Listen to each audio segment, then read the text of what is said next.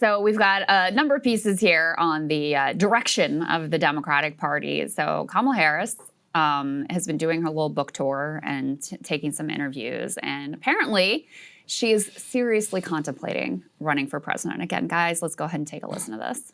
Gen Z and Latinos in some numbers moved across to Trump. You stayed in your comfort zone, didn't you? That was the Democrats' problem. I received 75 million votes from a variety of people. But in the Electoral College, you were far outdone. I'm not finished. Are they going to see a woman in charge in the White House? In their lifetime, for sure. Could it be you? Possibly. Have you made a decision yet? No, I have not. But you say in your book, I'm not done. That is correct. I am not done.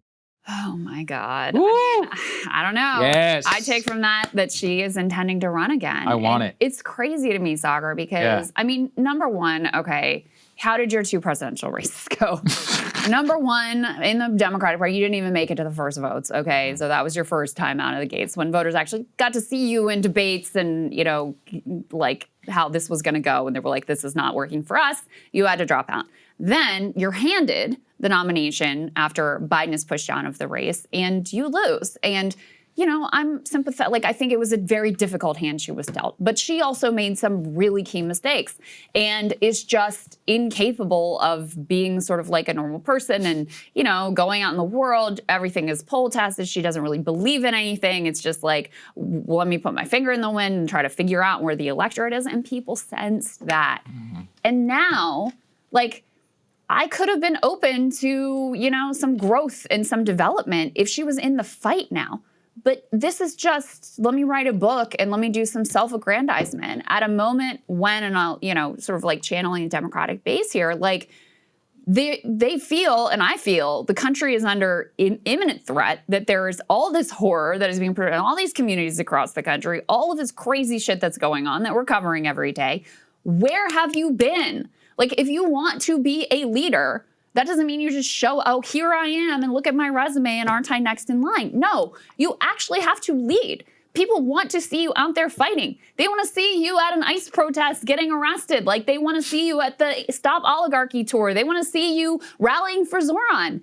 And all you're doing is your little self-promotional book tour. I mean, I find it utterly disqualifying, honestly, her absence and her lack of interest in what is happening in the country and the fights that are going on right now. And I have to think that the Democratic base is very much going to feel the same way. It's crazy to me how out of touch this lady is. Yeah, I don't know, though. But at the same time, if you look at the polls, she's always up there. She's got like 4 or 5. The Democratic base, while previously, you know, might be showing some fight and all of that, they still are deferential in some ways to previous party elites. Do they recognize? I think it's over. But do they recognize that the failure is Kamala's, or do they just blame Trump? No, or do they blame the American people? I think it's over. I mean, I would like to know. I don't know. I genuinely think, like, you know, even with regard to the primary polls, already she's not number one anymore. No, yeah, that's true. Already, Pete Buttigieg you know, is number one. Pete, Gavin, AOC was number one in a recent poll. And Gavin in particular, you know, I think Gavin sucks and we play the APAC, like, oh, that's interesting clip. And I think he's going to run into, you know, a few brick walls himself. But he is in the fight. You know, and the Democratic base certainly appreciates that. But no, if you look at their disgust with current Democratic Party leadership, you think they're going to go back to that well again? Like the person who was a proven loser? Absolutely not. And yet the way this works, Saagar, is like, I'm sure she has people around her who are there just to like glaze her and prop her up and tell her she's amazing and that everybody still loves her and they're just waiting for her to, you know, come out and have her coronation or whatever, because they profit, like they're in position, they're the consultants who are going to do the ad buys and place the media buys and get the percentage off of that. And, you know, they know that she can raise some money from, she's got all these donor connections or whatever. And so they have a personal financial interest in telling her that the country wants her and that there's some interest in her running for president again. It's insane to me. Yeah, look, I hope you're right. I want it to be that way. I still am skeptical. I just think there's a weird reverence for these types of figures. There's a long history, unfortunately, of California. Richard Nixon famously lost the election, ran for governor, lost, as Kamala apparently had thought about it, and still was able to prevail in the primary and in the general election in 1968. So there is this weird thing that we have in this country of some sort of reverence. I would hope that you are correct. But also there's the theory of spoiler, right? Where she could have enough people. Here's my thing. Will enough people speak out vehemently against her? Elites from which they have some trust. Obama, Biden even maybe, Pete Buttigieg, others who served with her who are like, this woman is incompetent. She lost as the presidency. I don't think that has we can't to go down that anymore. direction. I hope look at the so. way Andrew Cuomo was. Yeah, he was abandoned. That's true. But he lost the primary. Though. Yeah, exactly. I mean, but yeah, that's the thing. But heading into the primary, it's not like people spoke out for Zohran Mamdani. Everybody just stayed silent. I mean, I guess silence right, but itself is that's what I'm saying. but- I don't know that it matters what Obama or certainly Joe Biden has to say about Kamala Harris. I think the base is in a very, very different place now. And, we're like Graham Plattner is a perfect example of this. We saw 2 polls that had him way up on Janet Mills. There's another poll that came up that had her up, but he did a town hall last night in a town of like 2,200 people and got 700 people there. And they were the most like normie, white hair, liberal looking Democratic base voters that you could possibly imagine. It's just a different moment now. They tried the Biden way, they tried the Kamala way, and it failed. And at the end of the day, they're not going to be, they're not going to listen to those folks again. MSNBC has lost their credibility. All sorts of liberal outlets have lost their credibility. I truly think that they are in a very different place than they were last time around. And by the way, these are the voters that also at least had the good sense to reject her in 2020 as well before she even got to the, to the starting line. Give them credit. So, I look, we'll see. But even if I just think about Gavin Newsom, I think Gavin would eat her lunch. And he has the same donor base. I want them to have a fight. I want them to have to come out and be like, she's an abject failure and we're not going down this path ever. They're not going to do that. Yeah, the that's elites the in the word. party, Yeah, exactly. they're not going to do that. That's But I don't worry think it about. matters. The voters themselves will render the judgment. And so, Gavin has the same, these are donor creatures. Like her and Gavin, these are establishment donor creatures. And he's a much better political animal and political, I totally agree. than she is. And they have similar donor bases, both coming out of California. So if I even just think about him versus her, let alone the AOCs or whoever is to emerge over these coming years that are much more charismatic and much more finger on the pulse of where the Democratic base is, I don't think she's got a prayer. But I truly hope so. I remain cynical about some politics, and it's one of those where I want to see the election status. Who knows where things are going to be in 2023? It's not that I count her out. I don't count out the machine. The machine is powerful, and at the very least, they convinced us.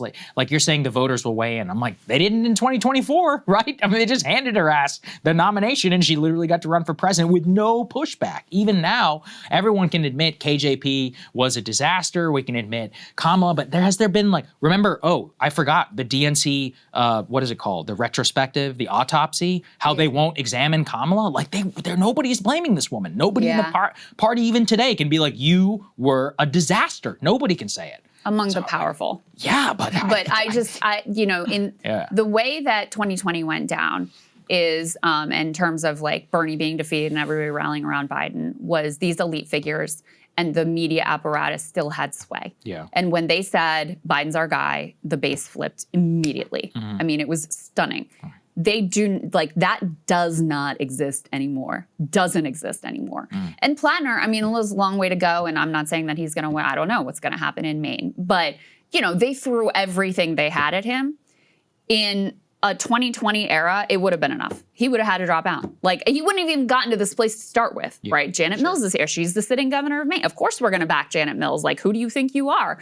And so the fact that he can even stay in the race and is, at least a 50-50 shot to be the nominee tells you it is a totally different day. That's a good point. In the Democratic. Yeah, because I don't know if he's going to win either. My main question is about, no, you're right, is that in the old days he would have been done. Yeah. Is that they would have been like, oh, other people will vote You have a for him. Nazi tattoo. Yeah. And you can stay in the race now as a Democrat, and people are flooding your town halls That is a very different moment for the Democratic base. I wanted to get to this because I love it. So Kathy Hochul, again, this is another sign that things are very much shifting and in flux with the Democratic base.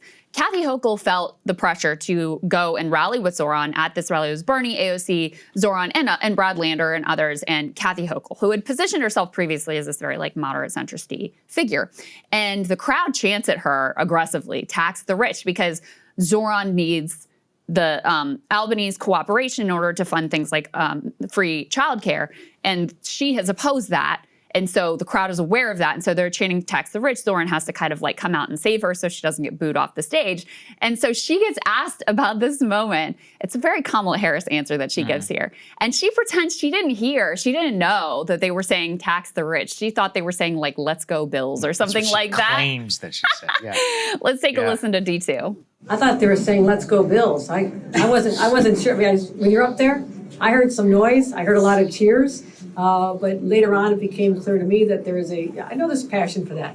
Oh my God. Let's go Bills and Queens, huh? Incredible. It reminds me because remember, what was it on Medicare for All? Kamala raised her hand saying that we should get rid of all private insurance. And then she thought better of that. And then I didn't hear the question. I didn't understand. There's also the infamous fuck Joe Biden chants that turned into let's go Brandon. So there's been a lot of those there. Everyone, and anyway, look, again, I'm newer to football, but let's go Bills in Queens. Come on, all right? On a day when the Jets won, get the fuck out of here. Yeah, you know what you're saying. About, right? And she even responded. She was like, I hear you. The way she responded indicated she understood what the crowd was ultimately chanting at her. This is an interesting clip, too. The Morning Joe creatures coming out, and Joe Scarborough sort of accepting the rise of Zoran Mamdani. This is D3. Let's listen. Mamdani, there I did it right, and they've been Bernie Sanders. And what do they have in common? They have a populist message. And yes, people can say, oh, they're socialists, they're socialists, they're socialists. Yeah, they said that about Barack Obama, too. Yeah. And he kicked Republicans' ass twice. So it's that populist message that they're putting out there that there are times that even Steve Bannon goes, yeah, what AOC's saying there, I agree with. And a lot of people, in the populist wing of the MAGA party, agree with a lot of that stuff, too. Same thing with Lisa Kahn and what she was doing about breaking up monopolies. There is a lane for populist Democrats to run in and to win. Lisa Kahn. He's a big Lisa Kahn fan. Lisa Kahn fan. Jesus. It's impressive.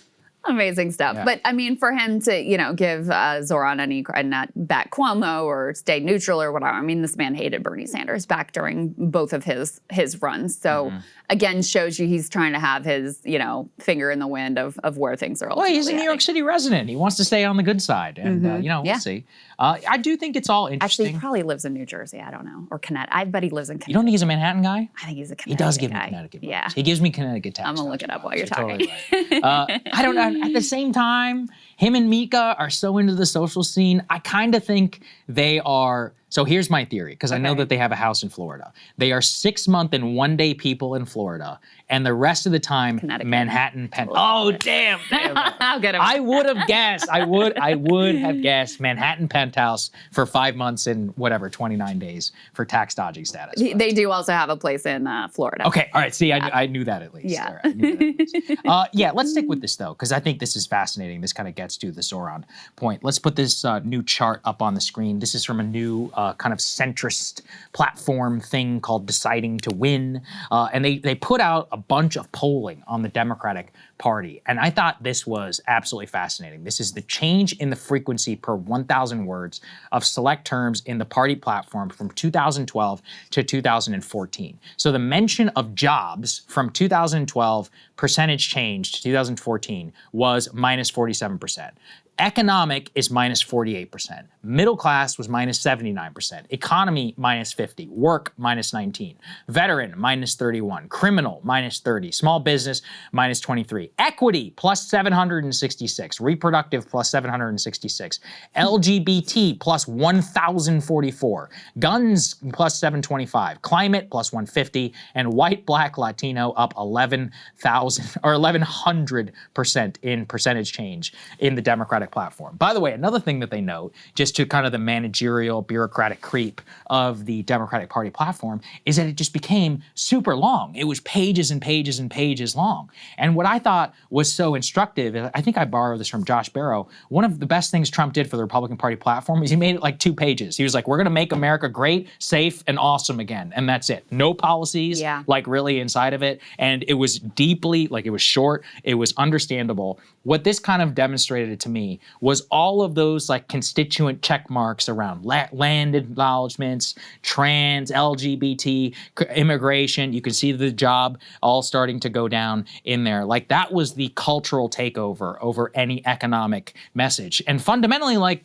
that's what went wrong for them. I just did that event with Hassan Piker. Even he agrees with me. He's like, yeah, liberals use this bullshit to get away from talking about even the most like basic problems of Americans. And like, that's why they lost. I mean, Saagar, look at what they're trying to do to Zoran, like right now in the New York Prime. Like, oh, he doesn't care about Jewish people enough. And, you know, he's not going to protect. Yeah, you're right. You know, I mean, they have never stopped doing it. They're still doing it. Even as they're still blaming the left. Oh, it's the left's fault that the Democratic Party went too woke. I've seen Liz Smith talking about this online. And now they're trying to, you know, cancel Graham for like his old Reddit post and his tattoo, and cancel Zoran because he was insufficiently like whatever with the, you know, didn't say whatever magic words they want him to, or condemn whatever magic phrase they want him to.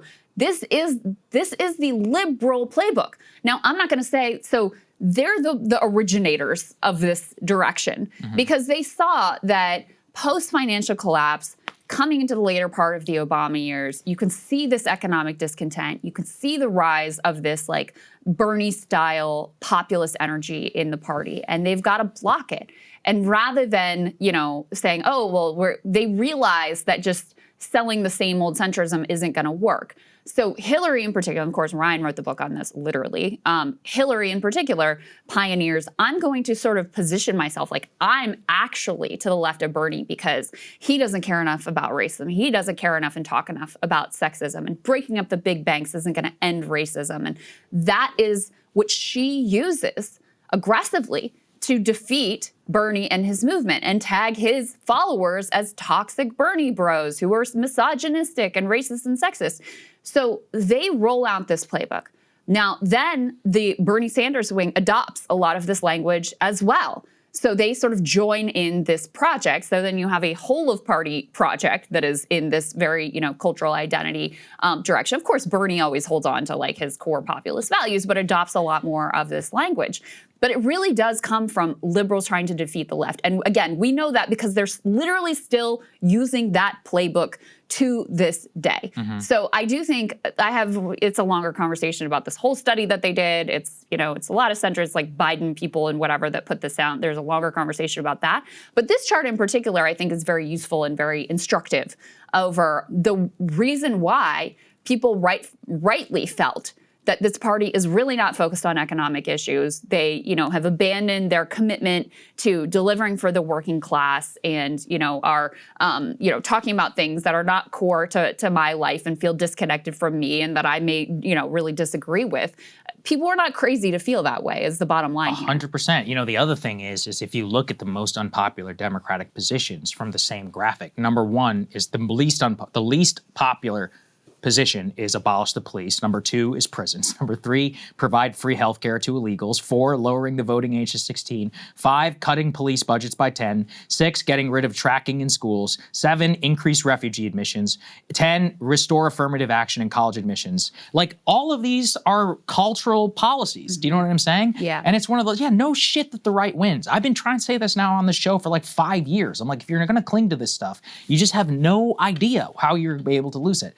You know, there's fascinating new polling as well from the Argument magazine. Yes, I know, cringe, centrist, etc. But polling is polling, and we're allowed to discuss it. They even say on immigration, the vast majority of the concerns around immigration are driven from crime and from disorderly conduct. That's what people just like, they don't seem to get that disorder and the fact of like encouraging more criminal policy, the fact of lack of control over life is a huge reason why conservatives and right-wingers win elections in this country. I have literally been trying to hammer it home for years. Culture is a huge part of it. Everybody says, oh, we shouldn't talk about it. But like, if that's ultimately what becomes probably the sole thing that kind of is really up to people in power, then no shit, we're all going to fight about it. And it's like one of those where, you know, I still don't think that the Democratic Party has particularly learned their lesson, or at the very least now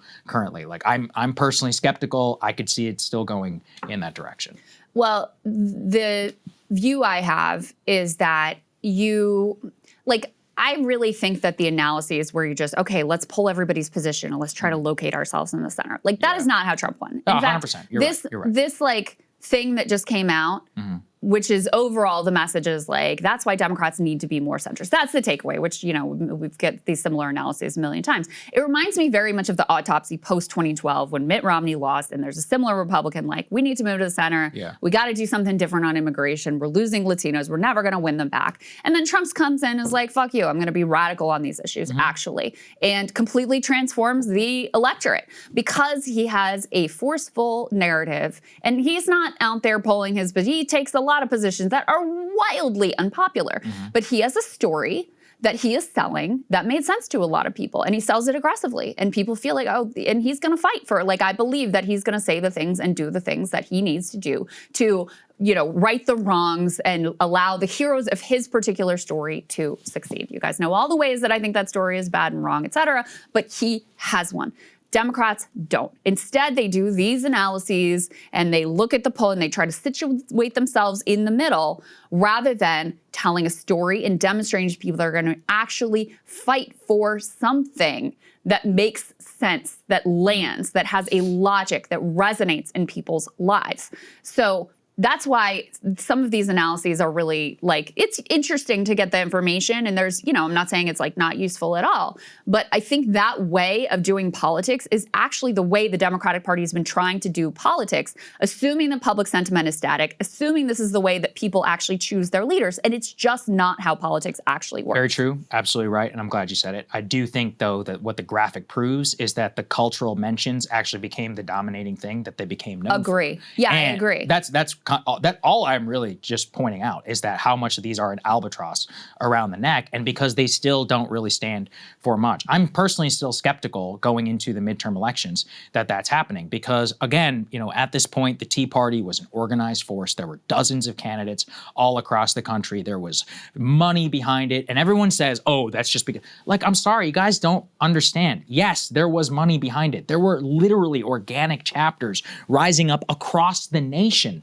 you know, in the same way that No Kings was. But the problem is that No Kings doesn't have a policy platform. Like, they don't have an ask. They don't have anything. They're basically just anti-Trump. And anybody could be anti-Trump, from Dan Goldman to Graham Plattner. That doesn't mean anything. So if you don't stand particularly for something, then how does this work in 2028 when Trump is gone, or if he's not running or whatever again? How does that manifest, right, into and that'll be the true battle. And I'm just not sure, even with these Tea Party candidates, like, what do they really stand for? You could be a Plattner. You could be, I mean, there's going to be some Democrat out there that wins in an R+25 district. Spanberger, right? You could argue that she could be whatever, like a she is banner like holder. underperforming, though. Yeah, you know? listen, I'm with you, right? But it's one of those like where you could technically say it. CIA Democrat. Yeah, they'll definitely say it. But I mean, we'll move on. This conversation will continue. But I think Zoran is proof point number one. I think the midterms will be proof point number two. We'll see what happens there, what type of candidates are able to come out of primaries. You know, if Graham beats the sitting governor of Maine, it's going to be huge. That would be a huge indication. You know, Abdul El-Sayed, of course, in Michigan is another one we're watching closely. You know, what happens with Shoykat. There's a bunch of different candidates like this that are going to be very interesting to watch. So that'll be another test point. And then, but the ultimate test will be, of course, in 2028, picking 100%. the next leader of the party. Yeah, it's going to be 2028. By the way, last thing, all eyes, New Jersey. I'm very interested in New Jersey in that governor election. They're tied for 1 point right now. If a Republican wins in the state of New Jersey, that's actually going to be crazy. Hey, if you like that video, hit the like button or leave a comment below. It really helps get the show to more people. And if you'd like to get the full show ad-free and in your inbox every morning, you can sign up at breakingpoints.com. That's right. Get the full show, help support the future of independent media at breakingpoints.com.